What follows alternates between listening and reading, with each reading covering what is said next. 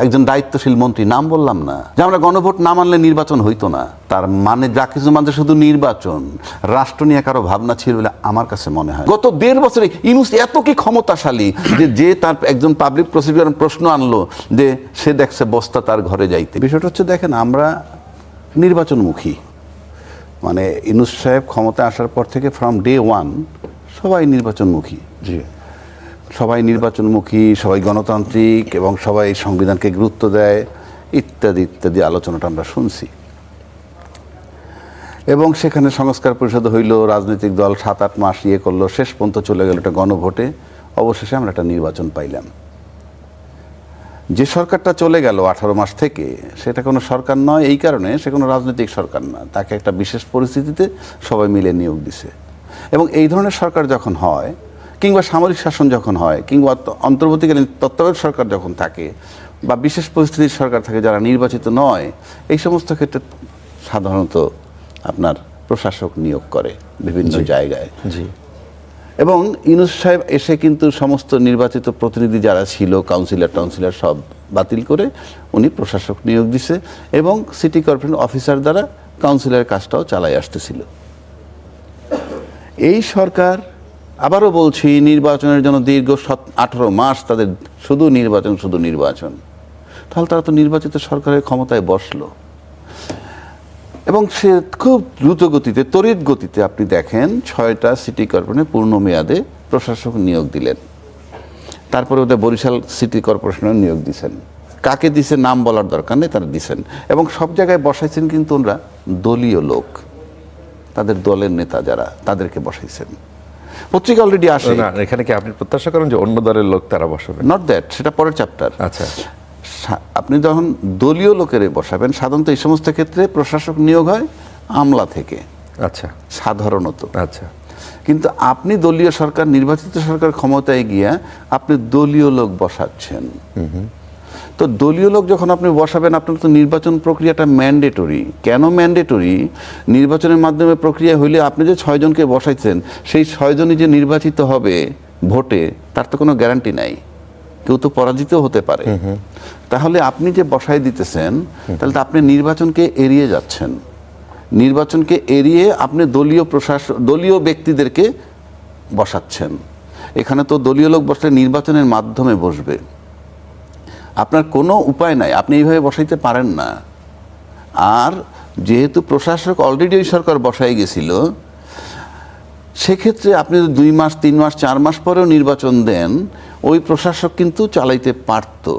জি, এবং ওই প্রশাসক কি কারো পক্ষপাতিত্ব করবেন না? তর্কের খাতিরে বলছি, ধরা যাক কথা আছে যে ওই সরকারের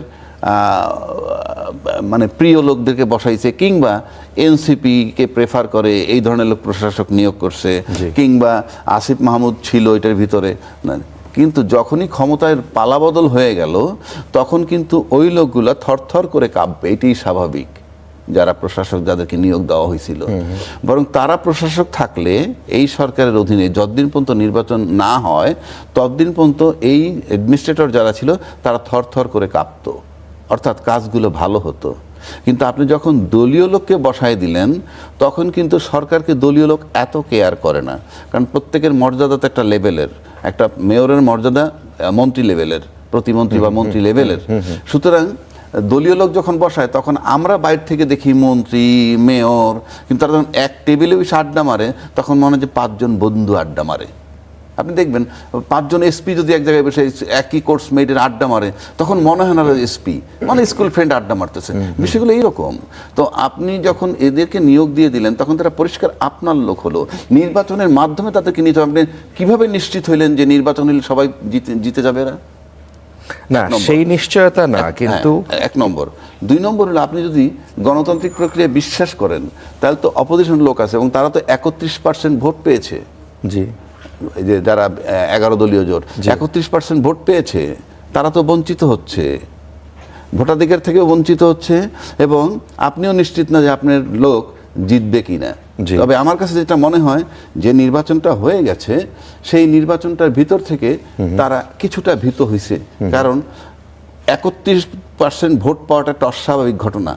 এই আজকের যে 11 দলীয় জোট যারা পেয়েছে, এবং সেখান থেকে তাদের একটা ভীতি সঞ্চার হয়েছে বলে মনে হয়। কেননা 50টা সিটের খবর পাওয়া গেছে, 50-53টা সিট, যেটা 70 ভোট থেকে 5000 ভোটের ব্যবধান। সুতরাং হ্যাঁ, এটা একটা আতঙ্ক আমার কাছে মনে হচ্ছে, এবং আমার কাছে মনে হয় যে আমি সেট আপ করলাম, প্রশাসক নিয়োগ করার মানে হচ্ছে এই যে আমি সেট করলাম আমার লোক, তারা যদি প্লট তৈরি করতে পারে এবং নির্বাচনের পরিস্থিতিতে যদি তারা মনে করে যে নির্বাচন দিলে অ্যাবসলিউটলি তাদের পক্ষে যাবে, তখন এই নির্বাচন দিবে, নয়তো এটাকে প্রলং করবে। কারণ আপনি যখন 2/3 মেজরিটি পেয়ে যান, তখন কিন্তু আপনার কারো দিকে তাকাইতে হয় না। এই কারণে, তা না হলে 2/3 মেজরিটি পেয়েছেন বলেই এটা একটা সিমটম যে সরকার কোন দিকে যেতে পারে, সরকারের রাষ্ট্র পরিচালনার যে অ্যাটিটিউড বা চিন্তা ভাবনা, এটা রিফ্লেকশন এখানে। এবং আমার কাছে মনেই হয় যে এদেরকে বসানো হয়েছে প্ল্যাটফর্ম তৈরি করার জন্যে, যে যাতে তারা নির্বাচনের প্রশ্ন যদি আসে নিশ্চিত হওয়ার জন্য। তা না হলে আমি কোনো যুক্তি দেখি না, এবং এই গণতান্ত্রিক সরকারের সাথে কোনোভাবেই এটা মানায় না। কারণ আপনার নির্বাচনে বিশ্বাসী, নির্বাচনে তখন বদল হয়ে গেল, তারা যখন 2/3 মেজরিটি পেয়ে গেল, ওই প্রশাসক কিন্তু থরথর করে কাঁপবে। জি, সেই কারণে আমি বলছি তাদেরকে রাখতে পারতেন। আর যদি মনে করেন না তাও রাখবেন না, তাহলে আপনি প্রশাসক নিয়োগ দিলে সাধারণত আপনার আমলাদের ভিতর থেকে দেয়া হয়। জি। আর দুই হচ্ছে, আপনি যখন কমিশনার চিন্তা করেন, কাউন্সিলর, ইউনিয়ন চেয়ারম্যান, এগুলো যে চিন্তা করেন, অনেক কাজ আছে যেগুলো তারা করে, ওই পর্যন্ত মেয়রদের কাজ না। সেই জায়গাগুলো তো বসে আছে এখনো। আচ্ছা, সেই জায়গাগুলো আপনি কি করবেন? সেই জায়গাগুলো কি আপনি নির্বাচন করবেন? তাহলে যদি সেটা, তার মানে হচ্ছে আপনি যদি এই আসনগুলায় মেয়র বসাই দিয়ে আপনি যদি মনে করেন মাঠের কাজটা করবেন, যেখানে আপনার পরিকল্পনা, উপজেলা চেয়ারম্যান, ইউনিয়ন চেয়ারম্যান নির্বাচন করবেন, সেটা কি এনশিওর করতে চাচ্ছেন কিনা? তাহলে গণতান্ত্রিক সরকারের এটা কোনোভাবেই মানায় না। কারণ আপনার দীর্ঘ দেড় বছর শুধুই নির্বাচনে বিশ্বাসী, বারবার বলেছেন, সেই নির্বাচনে বিশ্বাসী হয়ে আজকে 2/3 মেজরিটি পাওয়ার পর প্রশাসক নিয়োগ, এবং সেটা আপনার দলীয় লোক, এই দলীয় লোক নিয়োগ দিয়েছেন শুধুমাত্র আপনার প্লট তৈরি করার জন্য। যেই ব্লেমগুলো ছিল ওই আসিফ মাহমুদদেরকে নিয়ে, তারা যখন হয়েছিল যে তারাও প্লট তৈরি করতেছে, এবং স্থানীয় নির্বাচনের কথা তারা যখন আগে বলছে, তখন তারা বলছে যে ক্ষমতায় থেকে তারা প্লট তৈরি করে তারপরে এটা করবে। তা আমি এটা কোনোভাবে গ্রহণযোগ্য মনে করি না। 2 নম্বর, 31% ভোট পাওয়া বিরোধী দলকে আপনি পুরা এড়ায় গিয়া আপনি আপনার দলীয় লোক নিয়োগ দিচ্ছেন। দলীয় লোক নিয়োগ না দিতেন তাহলে এক কথা, আপনি দলীয় লোক নিয়োগ দিচ্ছেন, তাহলে আপনার নির্বাচনের মাধ্যমেই দলীয় লোক নিয়োগ দেওয়া উচিত বলে আমি মনে করি। আচ্ছা, আসার জায়গা না, এটা রাষ্ট্র, এটা কোনো সমিতি না, এটা ক্লাব না যে চালাই দিলেন। আপনি এত জনবল ব্যবহার করেছেন, একটা সুন্দর নির্বাচন উপহার দিছেন, সেই নির্বাচনে গণভোটে হাতে কত পড়েছে, নাতে কত পড়েছে, সেগুলা প্রকাশ করেছেন। প্রকাশ করার পর তার ভিত্তিতে অলরেডি রেজাল্ট পাবলিশড হয়ে গেছে। শুধু তো ওই গণভোটের ভোটই গণেন নাই, যারা দলীয় ভোট নির্বাচন যারা করে তাদের ভোটও গণনা করছেন, এবং সেই ভোট চলাকালীন সময় কিংবা ফলাফল যখন চূড়ান্তভাবে আসে নাই, এর ভিতরে অনেকগুলো অভিযোগ আসছে। সেই অভিযোগ আমার নয়, ওনারও না, সেই অভিযোগটা আসছে অন্য দলের পক্ষ থেকে। এখানে ইঞ্জিনিয়ারিং হয়েছে, এইটা হয়েছে, সেইটা হয়েছে, কাটাছিড়া হয়েছে, বিভিন্ন কথা আসছে। তো নির্বাচন কমিশন যখন আজকে প্রকাশ করলো গেজেট নোটিফিকেশন, এবং সেখানে কিছু ভোট কমছে, এখনও ভোটই জয়যুক্ত হয়েছে, কিন্তু কিছু ভোট কমছে, 74 লাখ ভোটের কথা বললেন যেটা নষ্ট হয়েছে, এই যে বিষয়গুলা, এটা তো আপনি একটা প্রশ্ন থ্রো করে দিলেন যে আপনার কাউন্টিং নিয়ে জটিলতা আছে, এবং আপনার এই কাউন্টিং জটিলতা আপনি সমস্ত কাউন্টিংয়ের আপনি ডাউট প্রকাশ করতে পারেন, কারো কিছু করার থাকবে না। আমার কাছে যেটা মনে হচ্ছে ব্যক্তিগতভাবে, আমার ধারণা, আপনার এই থেকে আমার ধারণা, যে ইতিমধ্যে আমরা দেখছি যে নানান জায়গা থেকে আওয়ামী লীগের লোকজন জামিন পাচ্ছে। এগুলো কিন্তু আমার মাথা ব্যথা নয়, আমার মাথা ব্যথা না এই কারণে আমি রাজনীতিতে সম্পৃক্ত না। ওই দল একটা আটক থাকলে কার সুবিধা হয়, দল মাঠে আসলে কার বেকায়দা হয়, এগুলো আমার সাবজেক্ট না। বাট আওয়ামী লীগ কিন্তু, আওয়ামী লীগের লোকজন জামিন পাচ্ছে। এই জামিন পাচ্ছে মানে হচ্ছে যে নির্বাচনের আগে বলা হয়েছিল যে বিএনপির তরফ থেকে বলা হয়েছিল যে তারা এলাকায় এমনও বলছে যে আমরা যদি বিজয় লাভ করি আমরা আপনাদেরকে দেখে রাখবো। তো এখন আওয়ামী লীগ যেভাবে বেইল পাচ্ছে, তাতে মনে হয় আওয়ামী লীগের কাছে একটা বদ্ধমূল বিশ্বাস হয়েছে, তাদের সহায়ক সরকার আসছে এবং ইন অ্যাকশন তারা প্রমাণ করতেছে। তাই এই যে একটা নির্বাচন কমিশনের প্রশ্নটা তুলে দিল, এই প্রশ্নটা তুলে দিয়ে সে কিন্তু ভোট, যে গণভোটের যে বিষয়টা, সেটাকে তিনি বিতর্কিত করে দিলেন। এবং এই বিতর্কিত করে দিলে এটা দিয়ে ইস্যু বানাইতে পারে যে কেউ। যে কোনো সময় আন্দোলনও হতে পারে। তার মানে যেহেতু ইউনূস সাহেব নাই, চলে গেছেন, আর প্রেসিডেন্টের ভাষণটা আমরা যেটা দেখেছি তাতে মনে হয় যে এই গণভোট টনভোট প্রেসিডেন্টকে অনেকেই আমরা সমর্থন করি না। আমি আমার কথা বলছি না, তাদের ভাষায়। নির্বাচন কমিশন ইচ্ছা করে এরকম একটা প্রশ্ন তারা আপনি না ইচ্ছা করে যদি না করে থাকেন, আপনার তো দুইটা প্রশ্নই আসবে, সেদিন যে রেজাল্ট দিলেন সেটা কি, এখন যেটা বলছেন সেটা কি। এই যে প্রশ্নবিদ্ধ করলেন এবং সে সিকিউর থেকে, মানে এরকম একটা প্রশ্ন তোলার সাহস থাকে কেমনে যখন সে মনে করে যে আই এম সেফ না হইলে এই এই ঘোষণা সে করতে পারে না। আচ্ছা, আমাদের তামাশা ছাড়া আপনি যদি রাষ্ট্র গঠন করতে চান, সবাই একমত হবেন না কেন? কি দ্বিমতটা হওয়ার কারণটা কি? আপনি জুলাই অভ্যুত্থান হইছে বলে আজকে নির্বাচন হইছে। জুলাই অভ্যুত্থান না হলে তো 2029 সালে নির্বাচন হইতো। এটা তো মাথায় রাখতে হবে। This is the reality. এখন জুলাই অভ্যুত্থান কে করছে? এখন প্রেসিডেন্টের সাক্ষাৎকার এস্টাবলিশ করে দিয়েছে জুলাই অভ্যুত্থান শুধুই ছাত্ররা করছে। কারণ প্রেসিডেন্ট কি বলছে সাক্ষাৎকারে, কি বলছে? যে বিএনপি আমাকে সহযোগিতা করছে, মানে তা না হলে সে ক্ষমতা থাকতে পারতো না। তার সাথে 3 বাহিনী তাকে সহযোগিতা করছে, পরিষ্কার করছে। তো সে তো মনে করছে যে একটা বাহবা নিল সুন্দর কথা বলে, আসলে এখন সে বিএনপির পক্ষপাতিত্ব চাচ্ছে। সে তার স্বপ্ন লোভ আছে এখনো। সে বলছে অলরেডি আমাকে যদি বিএনপি বলে আমি থাকবো, এবং তিনি উনি তাকে শেল্টার দিছে, তার মানে তাকে তো ছাত্ররা তাকে সরাইতে চাইছে। তখন বিএনপি চাওয়া মানে বিএনপি জুলাই অভ্যুত্থানে নাই, সেটা সে এস্টাবলিশ করছে। তার এই ইন্টারভিউতে বিএনপির যে কত বড় ক্ষতি করছে সেটা বিএনপি ওই মুহূর্তে বুঝে নাই, রাষ্ট্রপতিও বোধহয় বুঝেন নাই, কিংবা জুলাইটাকে স্বীকৃতি দেবে না, তাতে ঐক্যমত্য তারা আছে। তা না হলে জুলাই না হলে আপনি নির্বাচন পাবেন না, নাম্বার 1। নাম্বার 2, সংবিধানের কোন সংবিধানে নির্বাচন করছেন 2026-এর ফেব্রুয়ারিতে? 2026-এর ফেব্রুয়ারিতে নির্বাচন কোথায়? আজিজ ভাই যেমন বললো সর্বোচ্চ আপনি 180 দিন নেবেন, তাতে কি হয়? 8ই আগস্ট থেকে যদি ধরেন, 8ই আগস্ট 2024 থেকে যদি ধরেন, তারপরে 180 দিন যদি আপনি ধরেন, তাতে 7ই ফেব্রুয়ারি 2025 পর্যন্ত হয় না। তারা তো তত্ত্বাবধায়ক সরকার ছিল না। আমি তো সে জায়গাটাই আসতেছি। আপনি সংবিধানই যদি ধরেন, তাতে আসে 7ই ফেব্রুয়ারি 2025। কিন্তু 12ই ফেব্রুয়ারি 2026 কি তামাশা? যে আপনি মানে আপনি যখন মন চায় তখন কোন সংবিধান কি এটা পারমিট করে? যখন মন চায় তখন তো করে না। আপনি সংবিধানে নাই, ফ্রম ডে 1 আমি বলে আসতেছি, তা আপনি সংবিধানে নাই। আর যদি আপনি সংবিধানে থাকেনি, আমি রাষ্ট্রপতিকে বলবো আপনি তো মারাত্মকভাবে সংবিধান ভায়োলেট করতেছেন। দিলেন কোথায়? উনি যে 4-এর কয়ের যে ধারাটা ফলো করেন নাই, সেখানে কি আছে? এটা বলবে যে আমরা আওয়ামী লীগের। আপনি সংবিধানের দয় কেন দেন? ওখানে বলা আছে সব জায়গায় বঙ্গবন্ধুর ছবি হ্যাঙ্গিং থাকবে, মানে সমস্ত অফিস আদালত বিদেশি দূতাবাস ইত্যাদি। সংবিধান 4-এর কতে আপনি তো আপনার রাষ্ট্রপতি তো সেটা ভায়োলেট করছেন। আপনার ওখান থেকে 11ই নভেম্বর 2024-এ এটা নামানো হয়েছে, অথচ আপনি বলতেছেন আপনাকে 3 বাহিনী এবং বিএনপি আপনাকে শেল্টার দিছে। তাহলে তারপরে এইটা আপনি ফলো করেন না, আপনি তো নিজেই সংবিধান ভায়োলেট করছেন। 1, 2, আপনি জানতেছেন ইউনূস সরকার সাংবিধানিক না, you are supported by BNP and army. তো আপনি ওত দিলেন কেন? আপনি তো জানেন সে সাংবিধানিক না, আপনিও দিলেন কেন? তখন বৈধতা না দেন, আপনি এসে নির্বাচনের পার্টটা বৈধ হয়ে গেল আর সব অবৈধ হয়ে গেল। উনি যে নির্বাচনটা দিলেন এই টাইমটা, এইটা বৈধ হয়ে গেল আর সব অবৈধ হয়ে গেল। এটা তো সহজ না রে ভাই।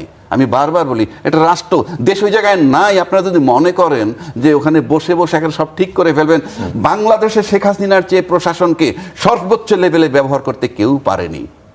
হাইয়েস্ট লেভেলে ব্যবহার করছে সে। বাংলাদেশে এ পর্যন্ত যারা এখন তার 30 ভাগের 1 ভাগও ক্ষমতার দাপট দেখাইতে পারবেন বলে এই প্রশাসন দিয়ে আমার কাছে মনে হয়। সেটা কি পজিটিভলি বিএনপি এবং আর্মি, এটা আমরা আগে বলছি, অনুমান ভিত্তিক। প্রেসিডেন্ট ক্লিয়ার করে দিছে, রাষ্ট্রপতি সাহেব ক্লিয়ার করে দিছেন যে ওনাকে সরাইতে পারে নাই এই কারণে। তারপর ইউনূস সাহেবের এত কি ক্ষমতা, এত কি শক্তি, সংবিধান কিচ্ছু মানলেন না। উনি ফেব্রুয়ারি 2026 পর্যন্ত নির্বাচন নিয়ে আসলেন আর সবাই তাকায় দেখলেন। এটা তো ক্লিয়ার করে দিছে একজন দায়িত্বশীল মন্ত্রী, নাম বললাম না, যে আমরা গণভোট না মানলে নির্বাচন হইতো না। তার মানে যা কিছু মানছে শুধু নির্বাচন, রাষ্ট্র নিয়ে কারো ভাবনা ছিল বলে আমার কাছে মনে হয় না। কেননা যেই গণভোট আমরা করলাম বা যেই সংস্কার গণভোটের মধ্যে উল্লেখ করা আছে সেটা যদি বাস্তবায়ন হয়, আপনি বলেন, বুকে হাত দিয়ে বলেন, আজিজ বেরো বলি আমি, রাষ্ট্রের কোনো ক্ষতি হবে? এই সংশোধনে রাষ্ট্রের কোনো ক্ষতি হবে? হবে না। রাষ্ট্রের সাধারণ মানুষের কোনো ক্ষতি হবে? হবে না। কারো কোনো ক্ষতি হবে না। ক্ষতি হবে কাদের? ক্ষতি হবে রাজনৈতিক দলের। তাদের যে ক্ষমতা কুক্ষিগত রাখে একটা দল, সেই পাওয়ার ডিস্ট্রিবিউট হয়ে যাবে।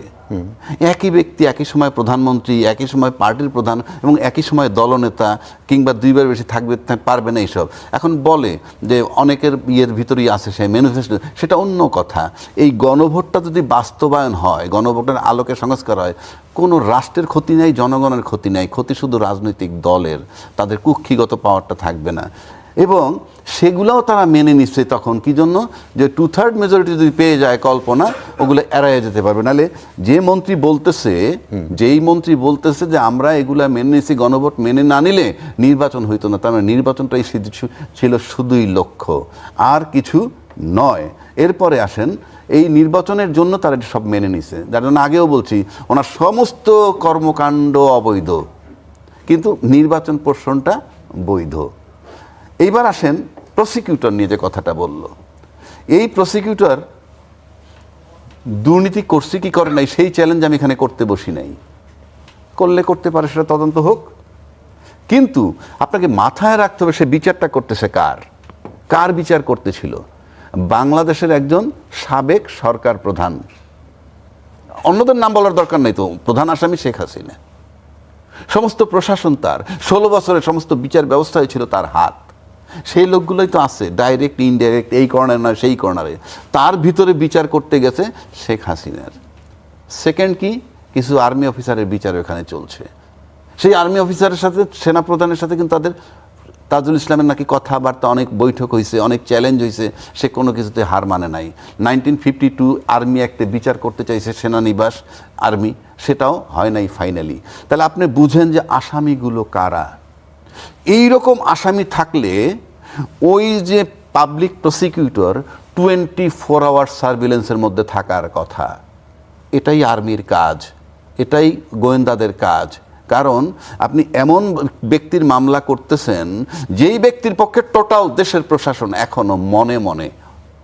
সেইখানে তাজুল ইসলামের ওই চিফ প্রসিকিউটরের ইঞ্চি পর্যন্ত সিসি ক্যামেরা কিংবা সার্ভিলেন্সের অধীনে ছিল বলে আমি মনে করি এবং আমি জানি। সেখানে আপনি গত 1.5 বছরে ইউনূস এত কি ক্ষমতাশালী যে তার একজন পাবলিক প্রসিকিউটর প্রশ্ন আনলো যে সে দেখছে বস্তা তার ঘরে যাইতে, কি ভয়টা ছিল কোথায়? সে তো বাহবা পাইতো। আরো আপনি ইউনূস সাহেব পাওয়ার হ্যান্ডওভার করার পরই তাজুল ইসলাম সম্পর্কে এই কথাগুলো আসছে। মানে ইউনূস সাহেবের শক্তিটা কোথায়? টোটাল দেশে 18 মাস উনি ওনার মতো করে রাখছে। মানে আমি আর সারপ্রাইজিং। তাহলে তো ইউনূস সাহেব দয়া করে গেছে নির্বাচনটা দিয়ে। মানে এদের কথাবার্তা আমার মনে হয়, আমি বলছি না যে ইউনূস সাহেবের কিছু নাই, উনি এত ক্ষমতাধর, আবার রাষ্ট্রপতিরে সরাইতে পারলো না। কি জন্য? বিএনপি এবং আর্মির জন্য। সবই কিন্তু এত বেশি কনফিউজিং। মানে আলটিমেটলি নির্বাচন দরকার এবং নির্বাচনের জন্য সব মেনে নিছি। মেইন ধারণাটা ছিল 3 মাস 6 মাসের মধ্যে ফেলে দিবে, উনি নির্বাচনতে বাধ্য হবেন। উনি যে কেন এত ক্ষমতাশালী হলেও কেন কেউ কিছু করতে পারলো না, এখন চলে যাওয়ার পর আমরা সবাই আমিও বলতেছি উনি ব্যর্থ। কিন্তু 18 মাস থাকলো কি করে? আমি আবারও বলছি তার সব কাজ অবৈধ, শুধু নির্বাচন প্রশ্নটা বৈধ। আপনি সব তার কর্মকাণ্ড অবৈধ করেন, তার নির্বাচন দেওয়াটা অবৈধ।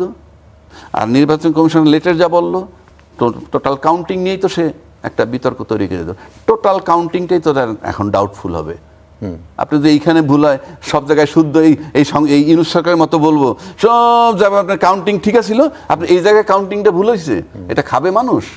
সুতরাং আপনি এটার মানে হচ্ছে যে আমরা যে সব কিছু ধামাচাপা দিয়ে মিথ্যার উপর এস্টাবলিশড হতে চাচ্ছি, সেটাই হলো এটার প্রমাণ আমার কাছে মনে হয়। তাহলে আমি আবারও বলছি, গণ অভ্যুত্থানের এই জুলাই গণভোটের আলোকে সংস্কার হলে কারো কোনো ক্ষতি হবে না এবং বহির্বিশ্বের সাথে আমার সম্পর্কের কোনো হ্যাম্পার নেই। এটা টোটালটা আমার ইন্টারনাল।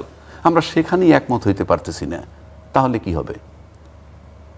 হবে? আচ্ছা, এটার মানে হচ্ছে যে আপনি সবাই বোধহয় কোথাও একটা ভয়ের মধ্যে আছে যে যদি আজকে বাদে কালকে আওয়ামী লীগ কখন আমি বললাম তো সংবিধান এমনভাবে সাজাইছে আপনারা সবাই রাষ্ট্রদ্রোহিতার ভিতরে পড়বেন যদি ওই গণভোটের আলোকে সংস্কার না করে। যত কথাই বলেন, একটা রিভার্স সরকার যদি অ্যাডভার্স সরকার, আপনি কি লক্ষ্য করে দেখছেন শেখ হাসিনা 21 বছর পরে দেশে ক্ষমতায় আসছে, মানে দেশে এসে তারপর ক্ষমতা আসলে 21 বছর পর, তারপর কিন্তু সে কী কী বিচার করছে, বঙ্গবন্ধু হত্যার বিচার করছে, স্বাধীনতা বিরোধী